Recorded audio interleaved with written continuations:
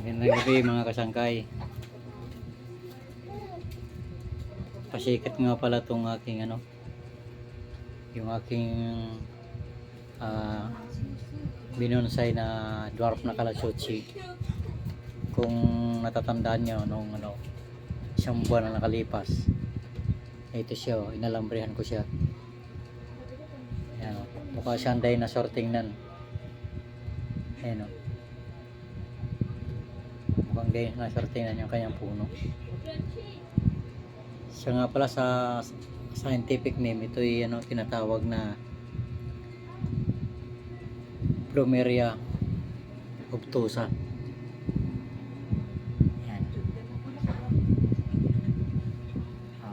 Nakakatuwa sa kanya mga kasangkay. Namumulaklak siya ngayon. Active siya. Masipag kasi yung mga nag-aalaga dito. Kahit nawala ako, naalagaan nila mabuti. Nakakatuwa naman mga kasangkay. Kasi kumbaga liit-liit niya, mababa lang. Tapos punong-puno siya ng bulaklak.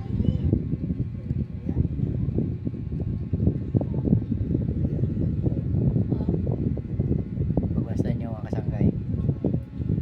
Kahit grabe ang init dito, lumalaban siya. Sa bagay, matibay siya, mainit talaga tong kalatsutsi ng mga ganito.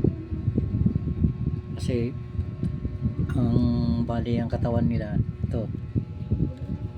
Yan. Na to, bali matubig. Kumbaga kahit na hindi mo siya madiligan, may sarili siyang tubig. Kahit wala siyang dilig-dilig, ang nangyayari sa kanila, nawawalan ng dahon, tapos ang natitira bulaklak. Pero siya ngayon, kompleto siya, meron siyang dahon, bulaklak. Yun lang mga kasangkay.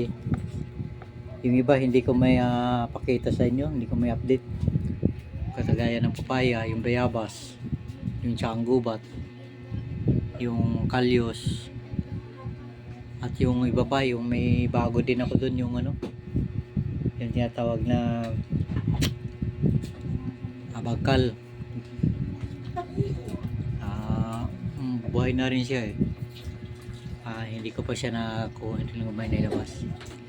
Yun lang, maraming salamat mga kasangkay.